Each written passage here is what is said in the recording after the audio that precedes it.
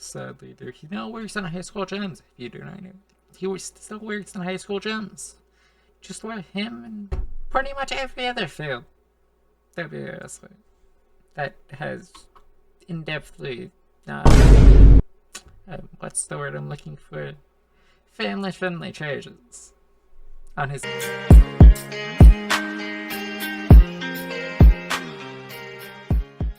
Ladies and gentlemen, boys and girls, welcome back to the channel. Today's video, we're going to be reacting to one of the most failed wrestling gimmicks in history. The fake Sin Cara deck. This is a full storytelling of how they failed on fake Sin Cara. If you guys do not know who fake Sin Cara is, then you're about to find out this absolute atrocious story.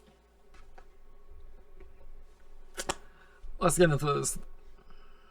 Ago, I made a video discussing Sin Cara's WWE career and how he botched everything he ever did, feuded with his fake self, and then he was released. But as I mentioned in that video, WWE kept the Sin Cara character going, and behind the mask was Hunico, aka the man who was playing the fake Sin Cara during that storyline, and his time as Sin Cara lasted much longer than the originals, and it was just as chaotic. So like and subscribe and let's talk about it. Let's talk about the failure of the fake Sin Cara in the WWE. It was very good, just to be honest.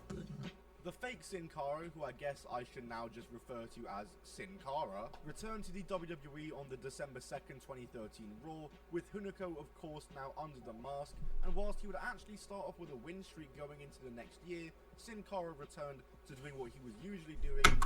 Who remembers Albert earlier? Sadly, dude, he now works in high school gyms. If you do not know, he still works in high school gyms.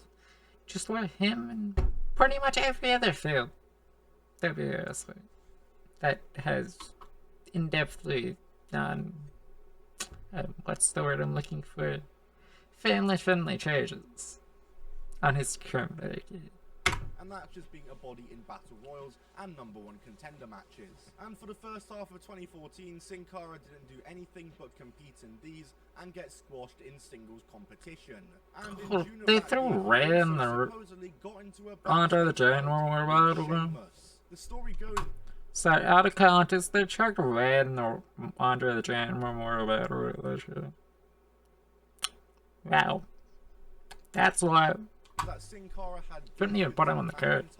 And after Sheamus made a jab at Sin Cara about this alleged beef, the two got into an altercation, came to blows, and Sin Cara got the upper hand, sweeping Sheamus's legs and punching him on the way down before it was broken up. So yeah, truly a wild first 6 months back for Hunico as Sin Cara. However, in the summer of 2014, he was sent down to NXT, where he would form a tag team with Kalisto called the Lucha Dragons. The Lucha Dragons would go on a win streak and very quickly rise up the NXT tag team and win a #1 contenders tournament, and they had the title match at NXT TakeOver Fatal. Okay, the Lucha Dragons I was a fan of. I'm not gonna lie, the Lucha Dragons was actually a fun and entertaining group, in my opinion. One of the very few luchador tag teams we've had in WWE. Outside of there's millions of probably that I've probably seen, to be honest. I'd say you have the Lucha, etc. But besides the point, the Lucha Dragons in WWE were good in NXT. When they hit the main roster, it kind of went downhill, to be honest, in my opinion. You have Sin Cara, who has the ability to jump of a turtle, and you have Kalisto, which is overall a quality singles wrestler, and somewhat sort of good matches, to be honest. He had many less matches than Sin Cara did. Sin Cara was like flapping around like a fish out of water.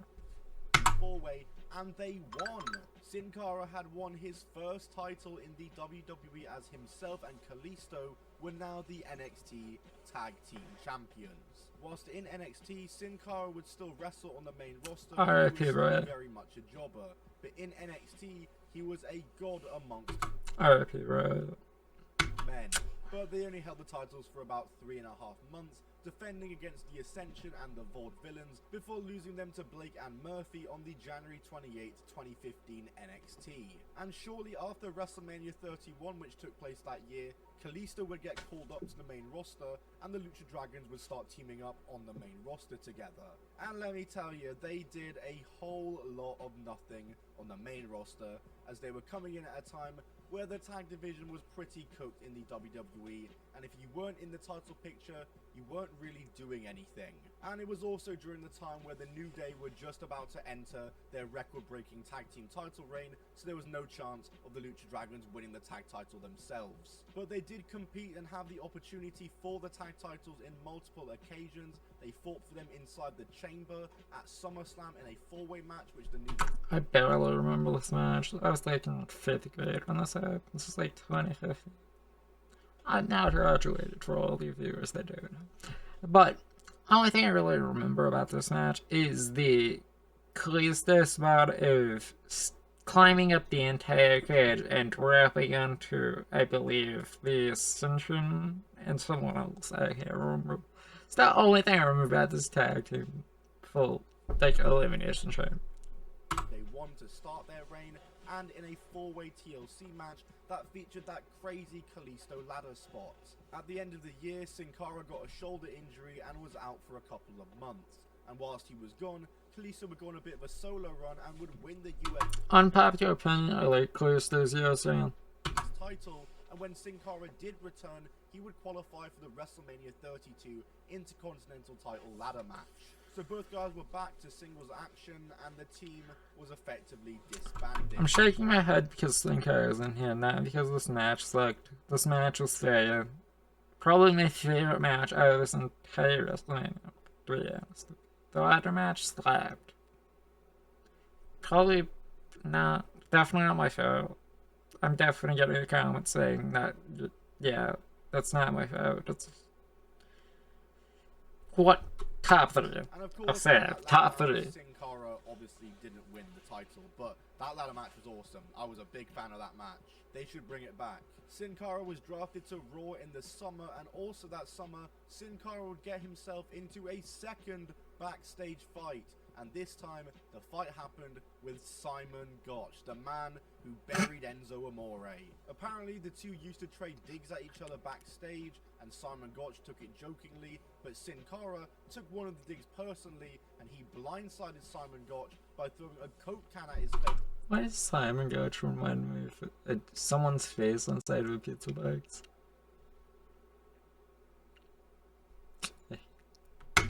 And then tried to tackle him to the ground before Gotch got him in a headlock. They struggled for a bit, and then the fight was broken up. So yeah, a second fight in the company in just about 2.5 years, and that's all this guy is really known for at this point in the WWE. Because Sin Cara at this point in the WWE was nothing but a jobber, and if he was appearing on Raw, it was only ever to lose. And he did nothing for the rest of the year, other than get into another fight. Are you serious? And this time with Chris Jericho. So in the original story that came from MLW Radio, it was stated that on a UK tour at the end of 2016, Sin Cara knocked out Jericho in the locker room. However, there's a good chance this KO didn't happen, as Chris Jericho wasn't sporting any bruises or marking for the remainder of the tour, and Sin Cara himself did an interview a couple of years ago where he said it was just a little scuffle and the two were fine the next day.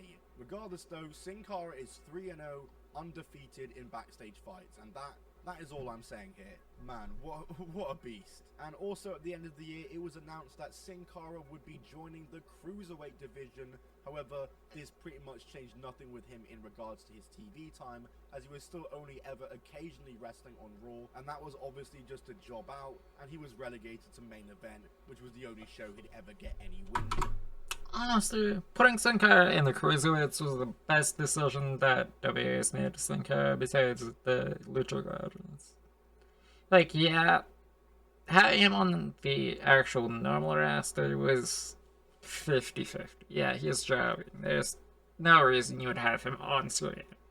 Whenever they chucked him into the Cruiserweights, he actually had a somewhat sort of fighting chance, if you know what I'm saying. In the 2017 Superstar, he kind of fit in more. Not just because of his size, because of the style of wrestling, because it's more jumping around and flips and flippy stuff. Shake-up, Sin Cara was drafted to SmackDown, and he would have a solid first 6 months in SmackDown, and by that, I mean he appeared only twice for the brand, first to lose to Dolph Ziggler in a quick match, and then as a body in a Battle Royal, of course, doing what he does best. But in October of 2017, Sin Cara would get a little bit of TV time as himself and the United States champion Baron Corbin would start trading DQ and count-out wins each week on SmackDown.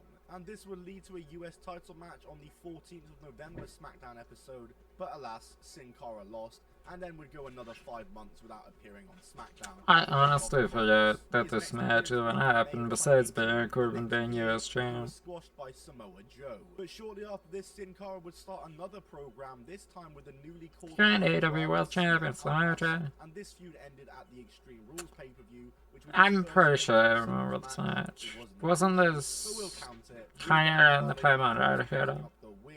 And a month later, Sin Cara announced that he was getting knee surgery and he would be out for an extended period of time. Just kind of unlucky. At the one time he was finally getting a bit of TV time and even a pay-per-view match, injury strikes. He returned 10 months later at Super Showdown 2019 in Saudi Arabia, competing in the 51-man Battle Royal where he actually eliminated Shinsuke Nakamura before being dumped out himself. I think that says more about Shinsuke Nakamura's downfall than his. He wouldn't return to TV until 4 months later when on the... Hold up. Out of context, he was in this match. You're saying battles? I cannot remember who's in this match and who's not in this match, because there's like 30 people in one corner and they're all like jam-packed like sardines. He would start a program with Andrade once again. Andrade would beat him twice in singles action, and then would team up with Zelina Vega to take on Sin Cara and Carolina, a female luchador. Like, do you remember Carolina? What a random memory that was just unlocked researching this video. Andrade and Zelina Vega won this match, and afterwards, Sin Cara would go backstage and would begin asking the WWE producers what the future plans were for his character, and nobody except Paul Heyman would answer him, who told him that the Sin Cara character was dead, and this was ultimately one of the reasons why Sin Cara would request his release from the company, due to him feeling unappreciated despite being also grateful for his time in the company and wanted to explore elsewhere. He would wrestle his final TV match against Drew McIntyre on the November 11th, 2019 Raw, and that was that for the Sin Cara character in the WWE. After Sin Cara left, the character was not continued in the WWE, and no new person was put under the mask. It was over. Sin Cara would return to Mexico, where he would continue to use the character and the name until renaming to Cinta de Oro, which is still his ring name now. So Sin Cara actually won gold. I know it was a big thing outside of, like, in Mexico and CML and AAA, but I never knew that he was on that level. Overall, the run of the second Sin Cara was probably even more uneventful than the first Sin Cara, other than the backstage aspect. All the backstage fights, that is Sin Cara legend stuff right there. And of course, for his entire run, he was botching all along the way, just like the first Sin Cara, but he was definitely better than the first Sin Cara was in the WWE in ring, and was definitely less botchy than him, I would say. And hey, he even had a title reign, so this Sin Cara was definitely the better one in the company. Ed. Hey, Ned. How has Shopify enabled your business to scale? Shopify has enabled my business to scale in so many ways. Bro. Okay. Right back. If you guys haven't yet, please like, subscribe, comment. If you've learned something, I'll see you guys in the next one.